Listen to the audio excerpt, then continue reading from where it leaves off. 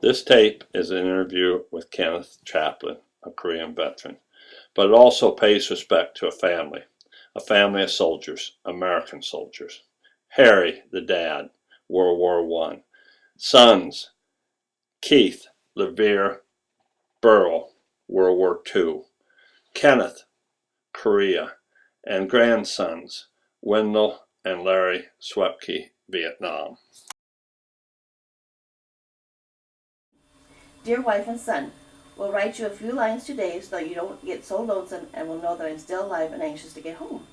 It's getting pretty cold here.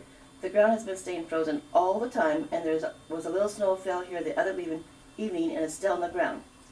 It sure keeps a fellow going to keep warm, for we're outside every day, and when we come in there is no place to get warm, for the people don't want a stove put up where we stay at, and we almost have to go to bed with all our clothes on to keep warm at night. Well, I'm going to school this week like I used to when I was a kid. It's a rifle, grenade, and bombing school. I'm not with the company. We're about 6 miles from where the company is. There are a few from the company each week come here to school. I am a billet orderly today, so I have time to write a letter. I have been looking for some mail from home all of last week, but didn't get any, and if it comes now, we won't get it before Sunday unless we go over some night after it. I sure have thought a lot of home since the war is over and would like to get back there.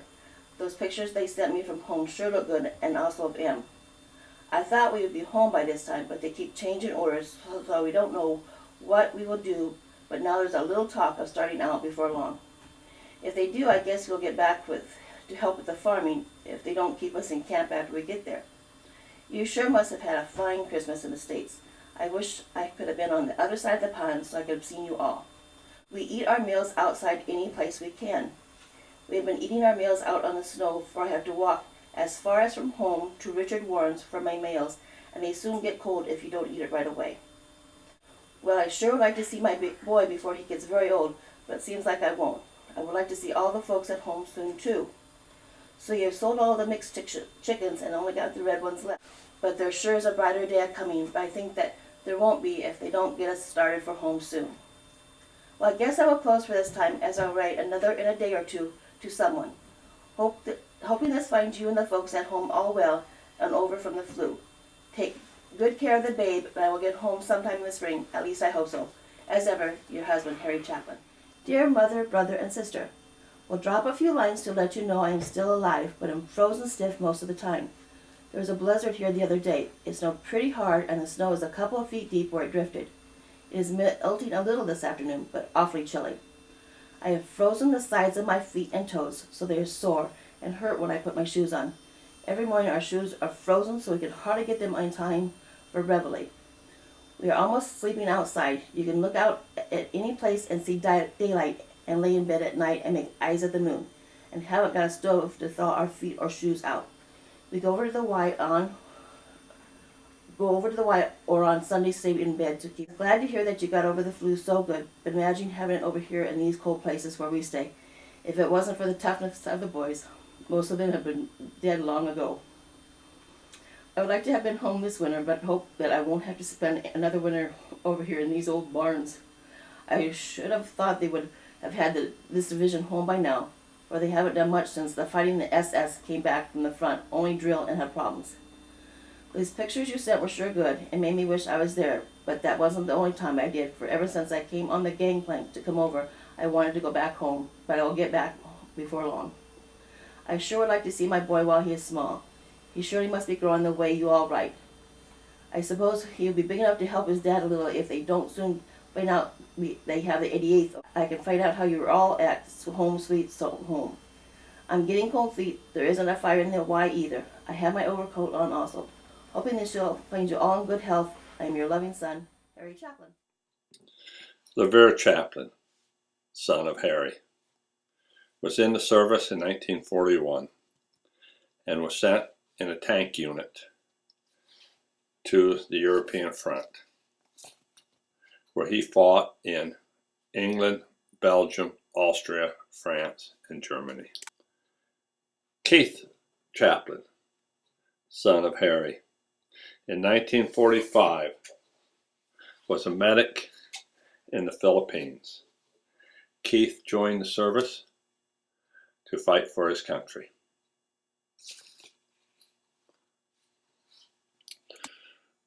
Earl Chaplin, son of Harry, joined the military in 1952 and was stationed in Germany.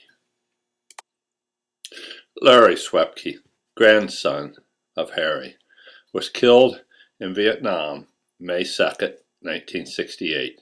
Larry was a member of Company C, 3rd Battalion, 21st Infantry.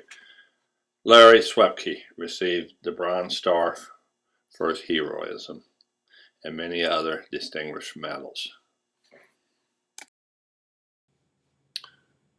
Wendell Swepke, grandson of Harry, served in the military in Germany.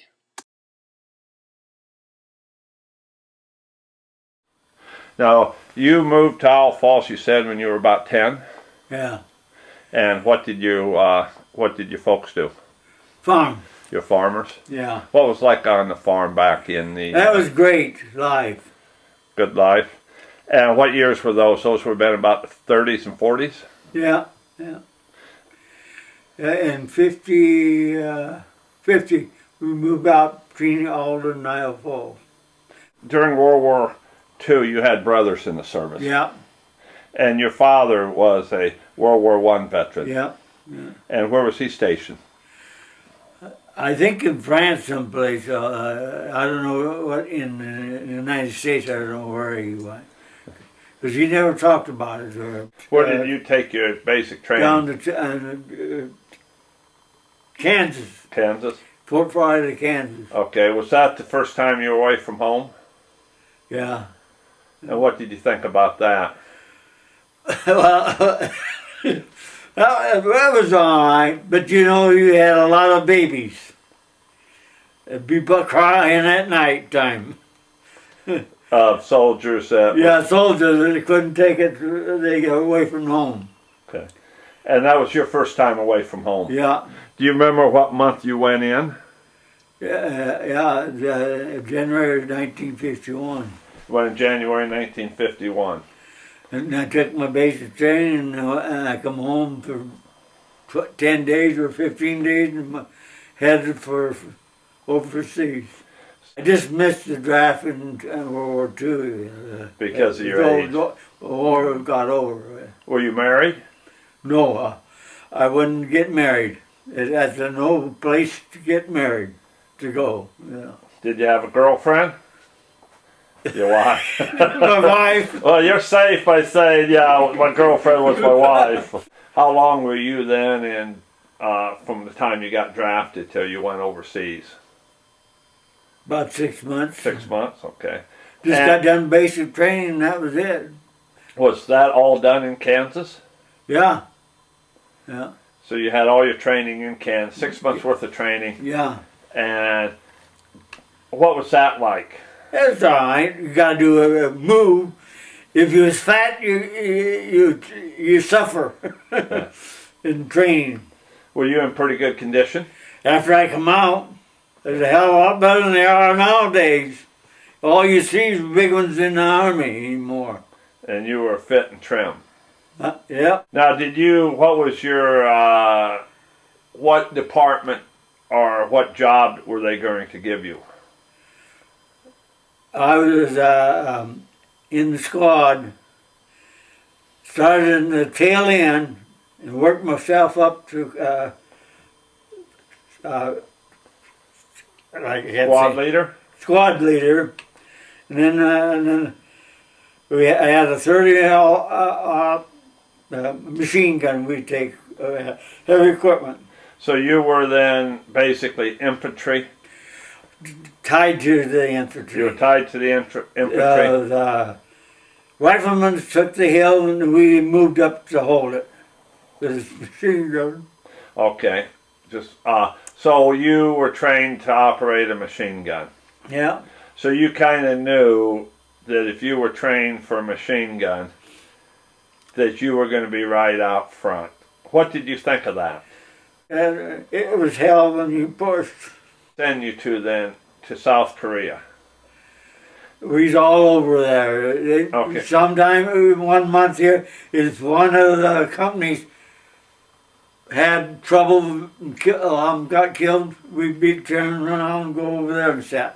So when you were in Korea, then they moved you around quite a bit. Oh yeah, you walked. You didn't go up and down the hills. You walked. What did you? Do you remember what you thought when you landed in Korea? I thought, what the hell's going on? Yeah. Okay. So then you're in Korea. They're moving you around. Did you at that time even know where South Korea was? And, we go to 38 parallel, and the bush above the 38 parallel. And like that, somebody's losing too goddamn much money, they take us back to 38 parallel. Then do the same thing again. A lot of people got killed that didn't have to get killed. You arrived in Korea in July of 1951. Yeah. And that's the first time you've been out of the United States. Yep. And you're a 21-year-old farm kid. Dumb farm kid. And you're thinking, what am I doing here? Yeah. What were you, what did you have any ideas of what it might be like? No, it didn't. You just Up and down the hills carrying the goddamn tripod. And what's a tripod? It's for the machine gun, just like that. You know, you set up a machine gun on it. 30 caliber machine gun, water cooled.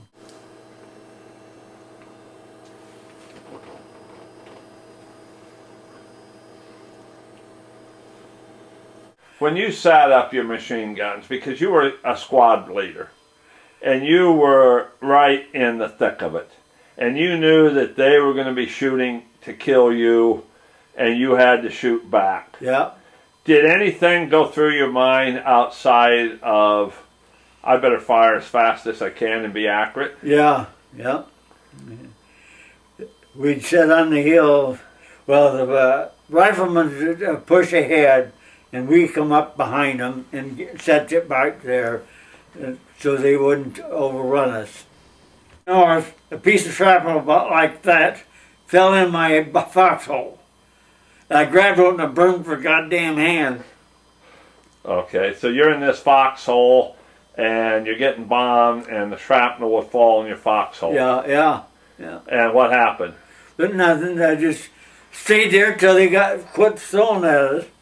Then the next time we was pushing, here come a thing from dropped in the mud there and didn't explode. Oh, mortar? Mortar, yeah. Dropped in and hit the mud and didn't explode. And then the company commander said, "Get your ass out of here and go on up the hill." Meet the enemy or see the enemy. Yeah. What did you think of? They probably didn't want to be there any more than you did. That's right. But they didn't have enough weapons, all of them. If that one got killed, had the weapons, the other one would step up and pick up that gun and come charging. The Koreans would. Yeah. And when you saw the Koreans had lost their life, did you think any different of them? I didn't pay no attention to them. I did the Americans. You saw a lot of casualties then. Yeah. What was your feelings towards that? You walk right on by. Just look at them and walk on by. Because you had a mission to do. Yeah. Did you ever think that what's their family going to be thinking when they get the news? Yeah. And served your time in Korea, and you saw quite a few things. Yeah. You probably saw the worst of mankind. Yep. Out there, at one hill, I can't remember the name of the hill. Soldiers taking infantry boys, I think only one made it top that hill. I think it was Old Baldy. So you you would watch the infantry soldiers Yeah. head up the hill while you had your big guns Yeah. and firing for protection for them, Yeah. and then they would charge it, and then so you basically saw everything that war, all the hell that war has to offer. Yeah. And all the war that's coming in. You would see the enemy actually face to face. Oh yeah. Yeah. Some get up pretty close before they got hit.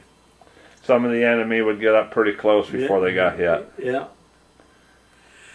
But just before they get to the foxhole.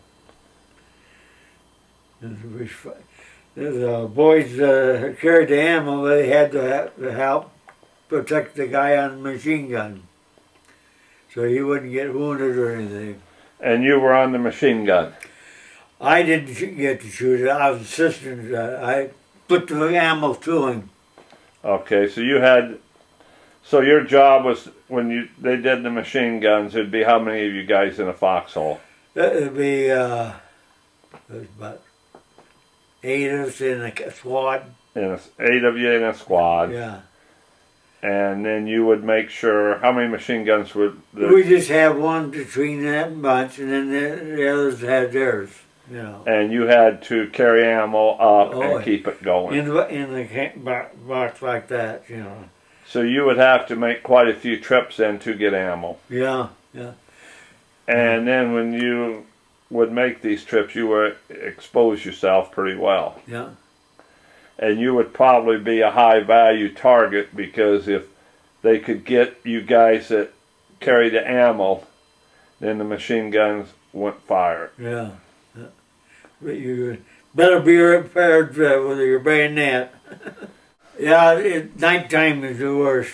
If you moved in nighttime, you couldn't know where to set your machine guns so you don't get hit your Americans with bullets. Always cut it down half what we had to go take care of shooting that. That's the trouble was, one time guy, you shot one of my boys.